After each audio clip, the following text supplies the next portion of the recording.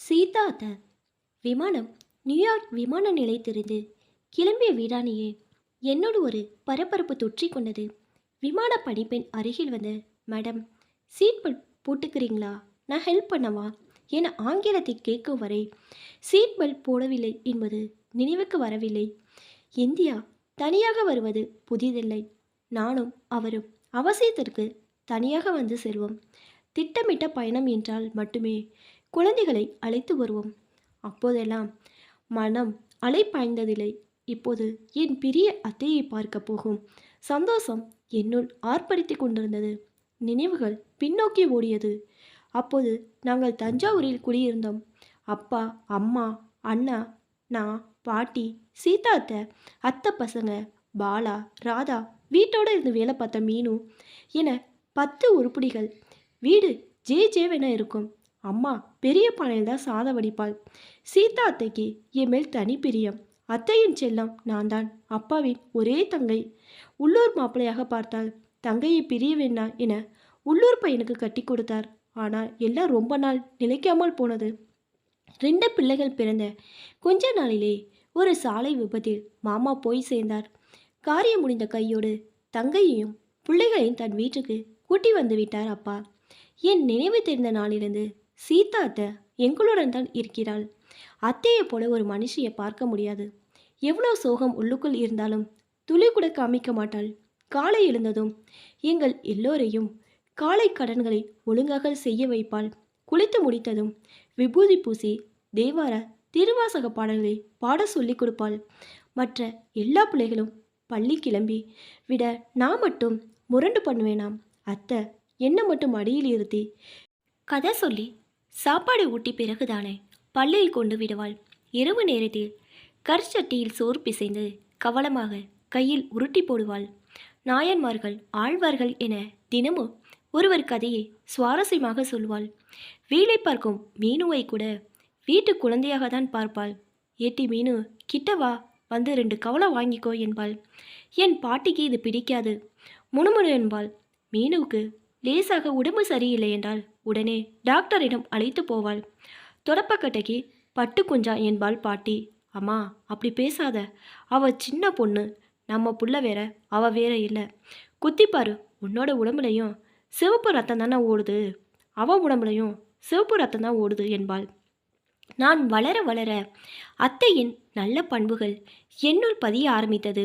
இன்று வரை எங்கள் வீட்டு கார் டிரைவரை அண்ணா என்று தான் அழைக்கிறேன். வேலை பார்ப்பவர்களையும் கூட பிறந்தவர்களாதான் பாவிக்கிறேன்.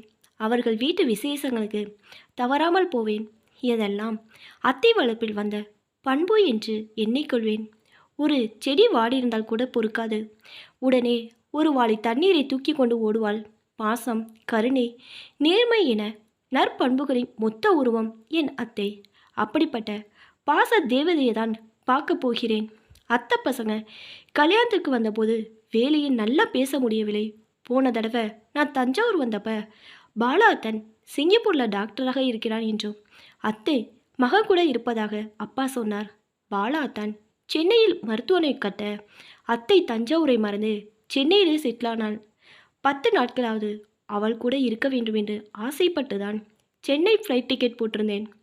ஏர்போர்ட்டுக்கு அத்தான் வந்திருந்தான். செக்கிங் முடிந்து வெளியே வர 1 மணி நேரம் ஆயிட்டு. வீடு வரும் வரை குழந்தை பருவத்தின் நினைவுகளையே பேசிக்கொண்டு வந்தோம். என்னை போல அத்தானும் எல்லா விஷயங்களும் நினைவில் வைத்திருந்தது ஆச்சரியமாக இருந்தது. வீடு வந்ததும் வாசலிலே என் கண்கள் அத்தையை தேடியது. அபி, அம்மாவை தேடுறியா? இப்போ வந்துடுவா. ஹாஸ்பிட்டல் மேனேஜ்மெண்ட் எல்லாம் அம்மா தான் பார்க்குறா.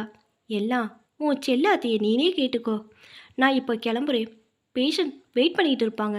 செல்வி, அம்மாவுக்கு வேணுங்கிறத செஞ்சு கொடு என்று வேலை பார்க்க பெண்ணிடம் சொல்லிவிட்டு கிளம்பி போனான் அத்தான். மனதின் ஓரத்தில் ஒரு சிறு ஏமாற்றம் எட்டி பார்த்தது. பல வருடங்கள் கழித்து வரும் என்னை வரவேற்க அத்தா ஆசையோடு வாசலில் இருப்பாள். கட்டு அணைத்து கொள்வாள் என்று எதிர்பார்த்தது தவறோ என்று தோன்றியது. அடுத்த 1 மணி நேரத்தில் அத்தையின் கார் உள்ளே நுழைய நான் வாசலுக்கு ஓடினேன். காரிலிருந்து இறங்கிய அத்தையை பார்த்ததும் ஒரு கணம் திகைப்பாக இருந்தது. மடிப்பு கலையாத காட்டன் சேலையை நீட்டாக கட்டி பின் பண்ணி மேட்சாக டிசைன் ப்ளவுஸ் போட்டிருந்தாள். ஒரு கணம் தஞ்சாவூர் சுங்குடி செல்கட்ட அத்தை கண்முன் வந்தாள். அடுக்களை கழுவிட்டு படுக்கும்போது லேசாக நனைந்த அந்த ஈர சேலையின் குளிர்ச்சிக்காக அவள் மேல் காலை போட்டுக்கொண்டு தூங்கியது நினைவுக்கு வந்தது. பாலா தன் குழந்தைகளுக்கு அந்த பாக்கியம் கிடைக்காது என்று நினைத்தபோது சிரிப்பு வந்தது. வாடி அபி என்ற அத்தை நாகரிகமாக என்னை ஹக் பண்ணி கொண்டாள். உள்ளே வந்தவள் சோஃபாவில் அமர்ந்து செல்வி என்று குரல் கொடுக்க செல்வி இரு கண்ணாடி டம்ளரில் ஜூஸ் எடுத்து வந்தாள். ஏண்டி அறிவிருக்கா? இப்படி ததுமா கொண்டு வராதுன்னு எத்தனை தடவை சொல்றது? சாரியில் சிந்திராதா? காஸ்ட்லி சாரி வீணாயிடாது என்றவள். பப்பா இவர்களிடம் மட்டடிக்க வேண்டியிருக்கு என்று அழுத்து கொண்டாள். டிரைவர் சாவியை கொண்டு வந்து கொடுக்க சுந்தரம் தினமும் லேட்டாக வந்தால் சரிப்படாது. நான் சீக்கிரம் வேற ஆளை தான் தேடணும். இல்லைம்மா, குழந்தைகளுக்கு கொஞ்சம் உடம்பு சரியில்லை, ஆஸ்பத்திரிக்கு சேர்த்துருக்கு.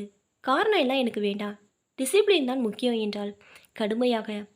அப்புறம் அபி, நீ உன் பிள்ளைங்க உன் வீட்டுக்காரெல்லாம் நல்லா இருக்கீங்களா? உனக்காக தான் இன்னைக்கு சீக்கிரமே வந்துட்டேன். நாளைக்கு என் கூட ஹாஸ்பிட்டலுக்கு வா, உனக்கு சுற்றி காமிக்கிறேன். ஹாஸ்பிட்டல் நிர்வாகத்தை நான் தான் பார்த்துக்கிறேன். கிராமத்தில் 8ஆம் வகுப்பு வரை மட்டுமே படித்த அத்தை பேசுவதை கேட்க ஆச்சரியமாக இருந்தது. அதே நேரம் வேலையாட்களிடம் அவர் காட்டிய கடுமை எனக்கு மிகவும் அதிர்ச்சியாகவும் இருந்தது. அத்தை நிறையவே மாறிவிட்டாள். மறுநாள் சொன்னபடி ஹாஸ்பிட்டல் கூட்டி கொண்டு போனாள். அத்தை இயல்பாகவே நிர்வாகத்தில் கெட்டிக்காரி. ஒரு படித்த பெண்ணை பிஏவாக வைத்துக்கொண்டு பல்வேறு வேலைகளை மேற்பார்வை பண்ணுவது பிரமிப்பாக இருந்தது. மிகவும் பெருமையாகவும் இருந்தது. என்னை தன் அறையில் உட்கார வைத்துவிட்டு வெளியே போனாள். நான் எதர்ச்சியாக வெளியே வர அத்தை அடுத்த அறையில் யாருடன் பேசுவது லேசாக கேட்டது. மேடம், அந்த பேஷண்ட் வசதி இல்லாதவன். அவனால் இந்த டெஸ்ட்டுக்கெல்லாம் பணம் செலவு பண்ண முடியாது. அது அவனுக்கு எடுக்க தேவையும் இல்லை. டாக்டர் இவ்வளோ சம்பளம் கொடுத்து உங்களை வேலைக்கு எடுத்தது எங்களுக்கு வருமானத்தை சம்பாதிக்க கொடுக்க தான். ஏழைகளுக்கு சேவை பண்ண இல்லை. அவங்களுக்கு செலவு பண்ண வசதி இல்லைன்னா அரசாங்க ஆஸ்பத்திரி போக வேண்டியதானே? நாம் தடுக்கலையே. கோபமாய் வெளியே வந்தவள் என்னை பார்த்து திகைத்தாள். அபி, இப்போ உலகத்தில் இப்படியெல்லாம் இல்லைன்னா ஆஸ்பத்திரி நடத்த முடியாது. கொஞ்சம் கராராக இருந்தாதான் லாபத்தை பார்க்க முடியும் என்றாள். அந்த ஆஸ்பத்திரியின் நிர்வாக அதிகாரி சீதா. என் இள மனதில் புத்தரின் காந்தியின் தர்மத்தை போதித்தவள். மனக்கசந்தது. சரி வா, வீட்டுக்கு போகலாம் என்றாள் அத்தை. அத்தை, நான் நாளைக்கு தஞ்சாவூரில் போகலான்னு இருக்கேன்.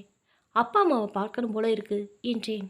சரி, உன் பிறந்த வீட்டு ஞாபகம் உனக்கு வந்துருச்சு, போயிட்டு வா என்றாள் பட்டும் படாமல்.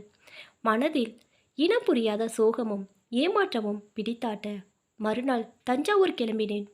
அங்கு நினைவுகளாவது என் பெரிய அத்தையை மீட்டெடுக்கலாம் என்ற ஆசையுடன்.